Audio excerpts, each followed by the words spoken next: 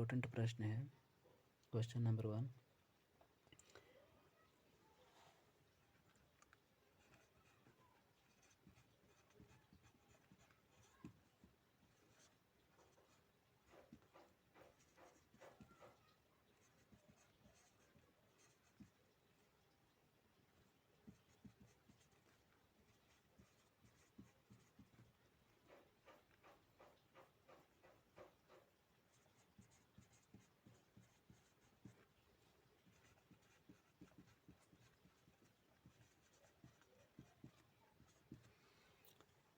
हमारा आज का प्रश्न है महाजनी प्रथा का सबसे पहले उल्लेख किसने किया।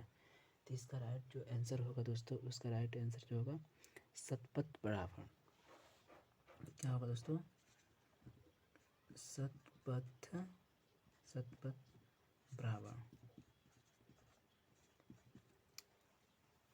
इस प्रश्न का राइट आंसर होगा शतपथ ब्राह्मण। राइट है। यदि प्रश्न दूसरा पूछा जाए इसी में कि महाजनी प्रथा में सूदखोर को क्या कहते हैं, तो याद रखिएगा सूदखोर, महाजनी प्रथा में सूदखोर को क्या कहते हैं। तो सूदखोर को याद रखिएगा कुशीदीन कहा जाता है। क्या कहा जाता है? कुशीदीन। सूदखोर को क्या कहते हैं? कुशीदीन कहा जाता था महाजनी प्रथा के अंतर्गत। राइट। क्वेश्चन नंबर 2 देखते हैं।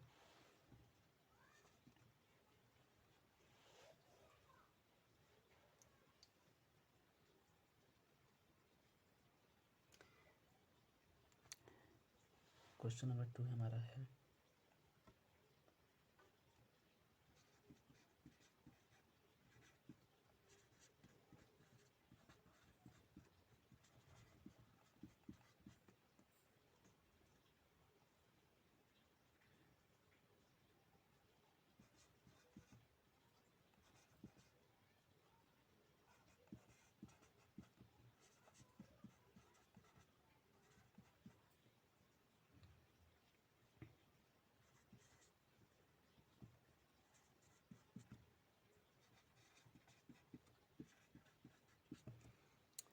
हमारा दूसरा प्रश्न है दोस्तों, शतपथ ब्राह्मण और तैत्तरीय ब्राह्मण का मूल रूप क्या है।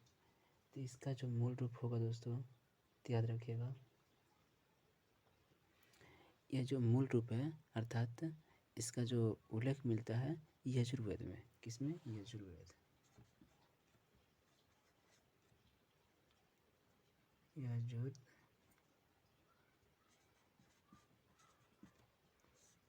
इसका मूल उल्लेख जो मिलता है यजुर्वेद में मिलता है। ठीक है, यजुर्वेद राइट होगा।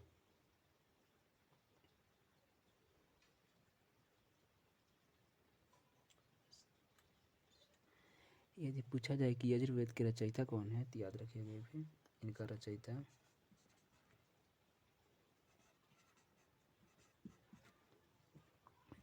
जो रचयिता है दोस्तों यजुर्वेद का, वो है वासन्यायागवल्स्य। लिख रहे हैं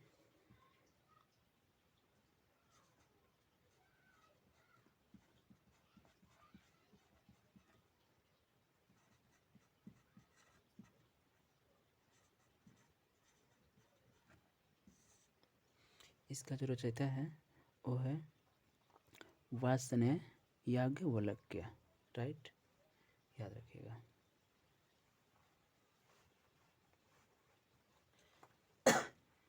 हमारा क्वेश्चन नंबर 3 है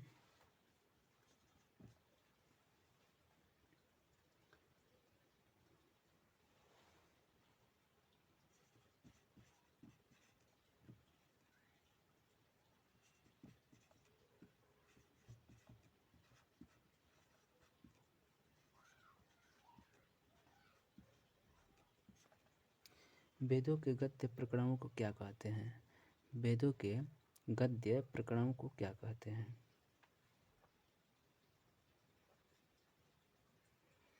तो इसका राइट आंसर होगा उसे ब्राह्मण कहते हैं। क्या कहते हैं? ब्राह्मण। वेदों के गद्य प्रकरणों को ब्राह्मण कहा जाता है। राइट है। नेक्स्ट क्वेश्चन देखते हैं। हमारा क्वेश्चन नंबर 4 है,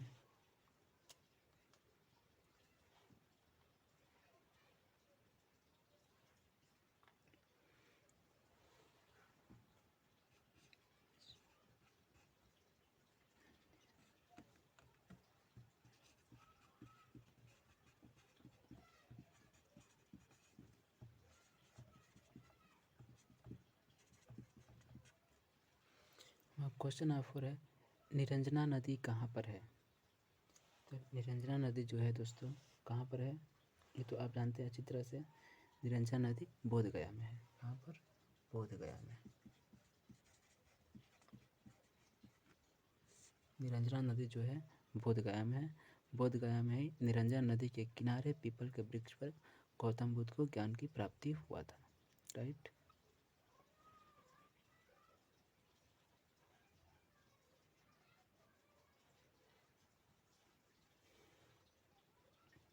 क्वेश्चन नंबर 5 है,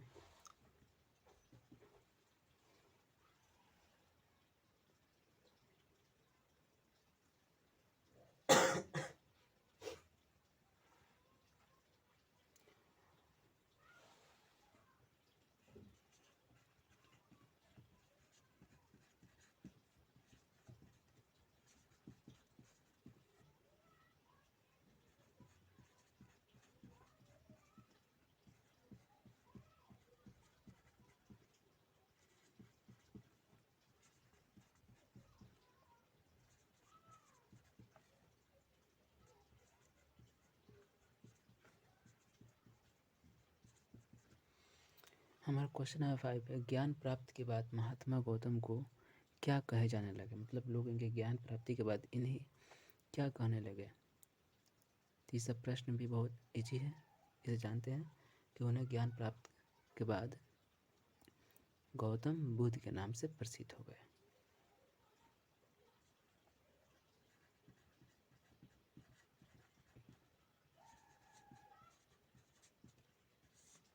किस नाम से फेमस हो गए थे? गौतम बुद्ध के नाम से।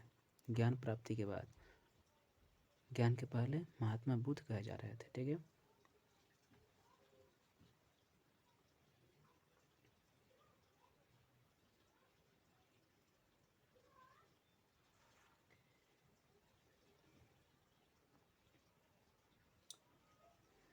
नेक्स्ट प्रश्न है,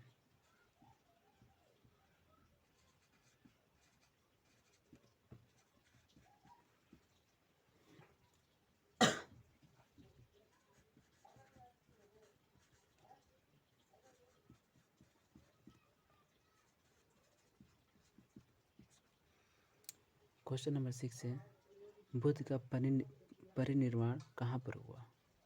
गौतम बुद्ध का परिनिर्वाण मतलब उनकी मृत्यु कहाँ पर हुई थी?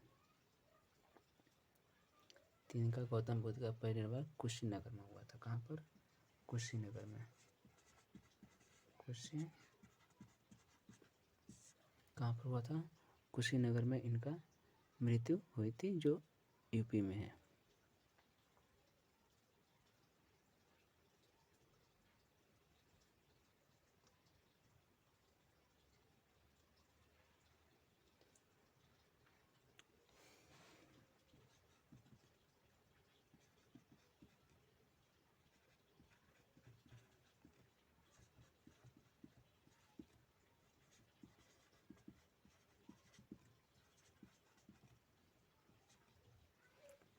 हाँ, जो यूपी में सारनाथ है वो क्यों प्रसिद्ध है?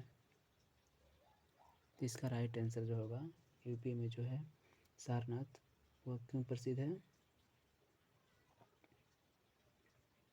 वो इसलिए प्रसिद्ध है कि गौतम बुद्ध ने पहला उपदेश यहीं पर दिया था।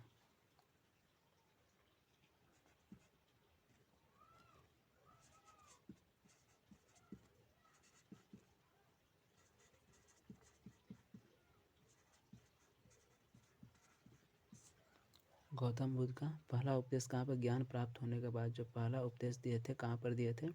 तो यूपी में जो सारनाथ है वहीं पर दिए थे, राइट, करेक्ट। क्वेश्चन नंबर 8 है, नागार्जुन कौन थे? नागार्जुन कौन थे?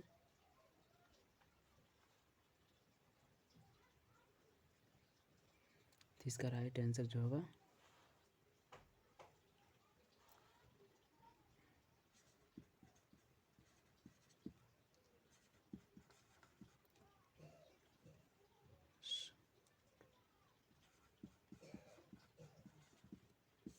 नागार्जुन जो थे एक बौद्ध दार्शनिक थे। कौन थे? बौद्ध दार्शनिक। हमारा क्वेश्चन नंबर 9 है, भारत का सबसे पुराना शहर कौन है? भारत का सबसे पुराना शहर जो है हमारा कौन है? वाराणसी।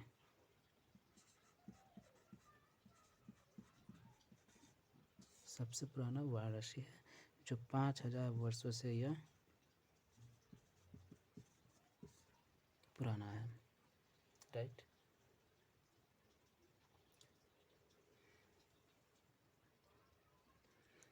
क्वेश्चन नंबर 10 है और आज का अंतिम प्रश्न है, त्रिपिटक को क्या कहते हैं? दोस्तों, त्रिपिटक को क्या कहते हैं? तो त्रिपिटक को जो बोलते हैं हम, उसको क्या बोलते हैं?